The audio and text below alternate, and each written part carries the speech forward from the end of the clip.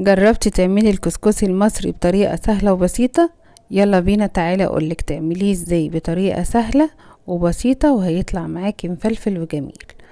اول حاجة هتجيبي كمية الدقيق اللي انت عايزاها، كيلو او 2 كيلو.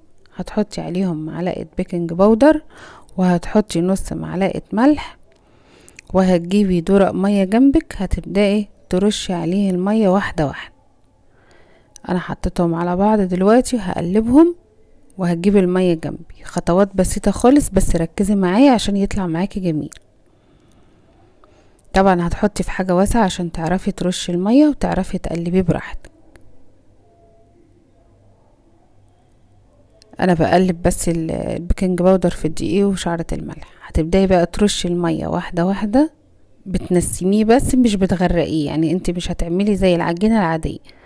هتنسميه بشوية مية، تقلبيهم، ترجعي تحطي بقى شوية تانيين وتقلبيهم تاني. هتدنك بقى كده على طول، كل ما حبة المية دي يشربهم هتبدأي تزودي شوية تانيين وتقلبيهم برضه.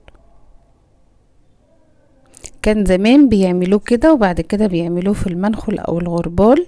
دلوقتي احنا هنعمله في الكبة، وهيبقى بطريقة سهلة خالص وطريقة بسيطة، وهيبقى سهل عليكي تعمليه في اي وقت. لازم تدوبي شوية المية في الدقيق الاول قبل ما ترشي تاني عشان يطلع معاكي مفلفل وحلو.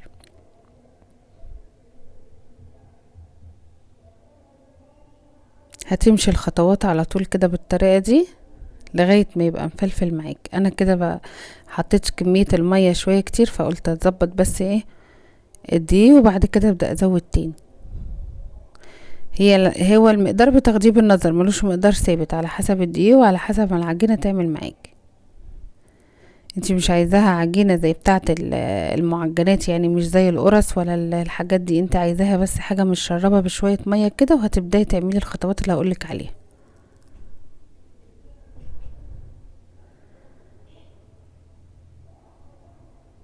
هتفككي كده الدقيق من بعض،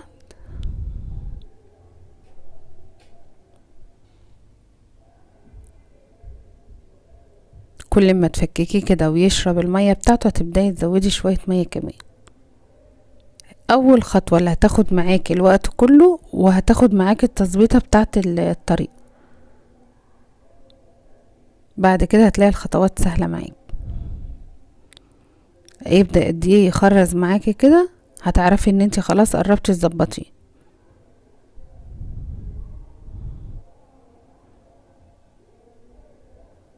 انا مش بدور الفيديو عليك ولا حاجة، انا بس بوريك الخطوات ازاي.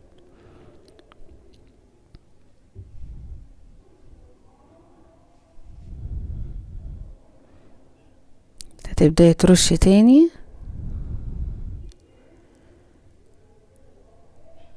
ابداي بقى قلبي وشربي المية كويس مع الدقيق.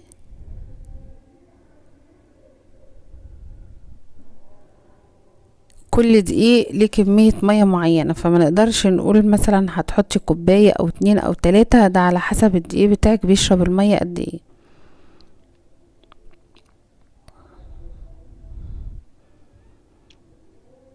هتعملي بس الخطوات بنفس الطريقة وهيظبط معاكي ان شاء الله. هيبقى بالنسبة لك مرة عن التانية سهل وجميل. خلاص كده هو بدأ يخرز معانا. هتعملي بقى الخطوة التانية بتاعتك ايه؟ هتجيبي الكبة، هتبدأي بقى تحطي فيها شوية بشوية، هتفرميه فيها، هيبقى حبيبات معاكي ناعم. طبعا الطريقة دي اسهل بكتير ما تجيبي منخل او غربال وتبدأي تعملي فيه. هتظبطيه في الكبة كده، وهتكوني جايبة حتة شاشة او قماشة خفيفة ناعمة، هتغسليها الاول بشوية مية بخل، وهتنقعها فيها 5 دقايق او 10 دقايق. بعد كده هتشطفيها بالمية كويس قوي عشان لما تخلصي الكمية ديت هتخلصي الكمية كلها هتعمليها في الكبة، وهيبقى بالمنظر دوت. بعد كده هتبدأي تحطيها في الحلة اللي انت هتسوي فيها. لو عندك الحلة بتاعة الكسكسي هتحطي فيها القماشة بتاعتك، وتحطي فيها المقدار اللي انت عملتيه. لو ما عندكيش هتجيبي مصفى عادية، هتحطي فيها برضو القماشة او الشاشة اللي انت جايباها، وهتحطي فيها المقدار بتاعك، وهتبدأي تحطيها على حلة تانية وتعملي لها عجينة حتة صغيرة تقفليها من الجناب عشان ما تسربش البخار. عندك نفس الحلة هتروحي حاطة فيها القماشة او الشاشة بتاعتك، ممكن حتة شاشة، ممكن قماشة خفيفة، وزي ما قلت لك هتغسليها الاول وتنقعيها في ميه بخل عشان تبقى نضيفه وما تعملش اي ريحه للكسكسي بتاعك. بعد كده هتحطي المقدار اللي انت عملتيه، هتحاولي تفرديه جوه الحله، وهتكوني حاطه ميه في الحله بتغلي على النار. لما الميه بتاعتك تغلي هتحطي المقدار فيها وتغطيها وتحطيها على البوتاجاز، هتسيبيها لمده ساعه. بعد الساعه هتجيبيها وهتبداي تشوفيها عملت معاكي. انا كده بفرده برضو عشان اما البخار يجي عليه ما يبقاش عجينه في بعض. خلاص كده خلصت كله. هتبداي بقى تغطي القماشه بالراحه،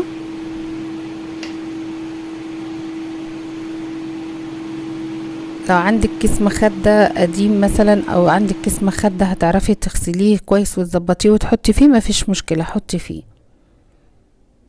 المية بتاعتك غلت، هتحطي عليها الحلة وتغطيها وهتسيبيه في الحلة ساعة. بعد الساعة هتطلعيه، هتفكيه من القماشة. طبعا اول مرة هتفكيه من القماشة هيبقى كده علشان هو كان لسه دقيق وبدأ دلوقتي ايه يعمل معاكي يعني يدخل في عمليات السوا بتاعته.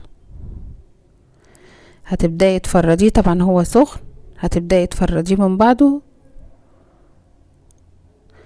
في الخطوة دي بقى بعد ما تفرديه بايدك كده هتنسميه بشوية مية صغيرين وهتعمليه تاني في الكبة زي ما عملناه اول مرة.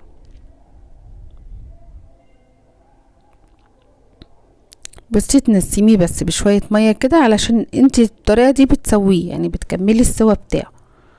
طبعا ما كنتيش تقدري في اول خطوة تحطي مية كتير لانه كان هيتعجن منك، هيبقى قطعة عجينة، فانتي بالطريقة دي بتكملي السوا بتاعه عشان يطلع معاكي مستوي مظبوط. هتنسميه برضو بشوية مية كده.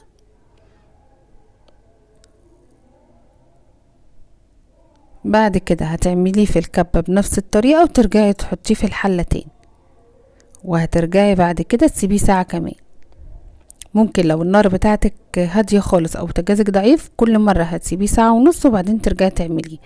ده بعد ما سيبناه الساعة التانية وطلعناه. طبعا انت شايفاه مختلف عن اول مرة، الكتل الكبيرة دي مش موجودة خلاص لانه هو اتنسمتيه بشوية مية وبدأ خلاص يدخل في مراحل السوا بتاعته. وتخلي بالك ان احنا بنتعامل مع دقيق ومية، يعني حتة عجينة احنا بنحاول نسويها على النار. ممكن في ناس بتحب تعمله باللحمة او تعمله بالبط. الحلة اللي تحت اللي انت حاطة فيها المية هتحطي فيها اللحمة بتاعتك زي ما بتسلقي عادي، او هتحطي فيها البطاية مع البصل بتاعها والبهارات بتاعتها عادي خالص، والبخار اللي هيطلع على الكسكسي هيخليه بطعم اللحمة او بطعم البط اللي انت بتعملي بيه. في ناس بتعمله كده لان انت مثلا ممكن ما تاكلوهوش بالبط او بالفراخ او باللحم، ممكن تاكليه بالسكر، فعشان ما يبقاش فيه ريحة لحمة او بط او ريحة شوربة فيه وانت بتاكليه بالسكر. بعد ما فلفل الكسكسي هجيب كوباية لبن وهبدأ ارشها زي ما كنت برش المية بالظبط. يبقى دي تالت مرة هبدأ احطه فيها على النار. هرش كوباية اللبن عليه وهبدأ انا اقسمها فيها، وبعد كده هجيب نص كوباية سمنة او كوباية سمنة على حسب مقدار الدقيق اللي انا عاملاه. لو انا عاملة كيلو دقيق هجيب معلقتين 3 سمنة، لو انا عاملة 2 كيلو مثلا هحط نص كوباية سمنة. هبدأ برضو انسمها كده. طبعا الدقيق واللبن هم اللي هيكملوا السوا بتاعه. طب لو انا حطاه على شوربة مش هحط لبن.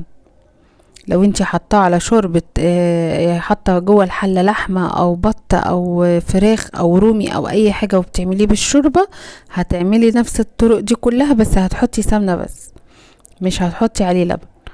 هتبدأي تنسميه كده، وبعد ما تنسميه بالسمنة بتاعته وتظبطي له سمنته واللبن بتاعه هتعملي نفس الطريقة وهترجعيه في الحلة تاني، وهتبقى دي اخر مرحلة بتاعته في التسوية، وهتسيبيه ساعة كمان او ساعة ونص. بعد كده انتي هتلاقيه استوى معاكي وشكله اتغير بعد كده هتشيليه من الحلة بتاعتك وهتفرديه على نفس الصينية، وهتسيبيه بقى لغاية ما يتهوى شوية، وبعد كده او تحطي منه طبق وتحطي عليه سكر لأولادك ويبقى جاهز للأكل. واللي هيفيد منك هتشيليه تحطيه في كيس وحطيه عندك على رف التلاجة، او لو انت عاملة كمية كبيرة وعايزة تحطيه في الفريزر لما يبرد خالص هتحطيه في كيس تلاجة وتحطيه في الفريزر تطلعيه وقت ما انت عايز.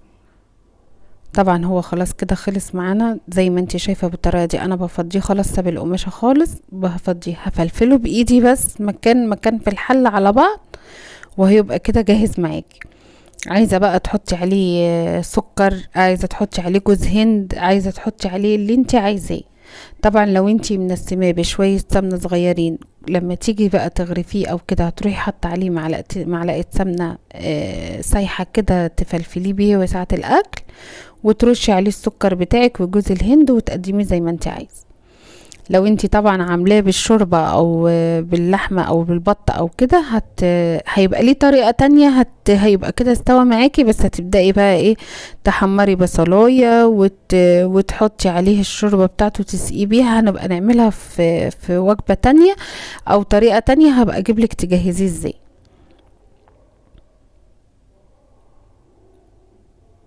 بصي عشان هو استوى، بمجرد ما بتضغطي عليه بالمعلقة بتلاقيه فك معاكي خالص. ده شكله كده بعد ما خلاص، دي اخر مرحلة بعد ما استوى معاكي.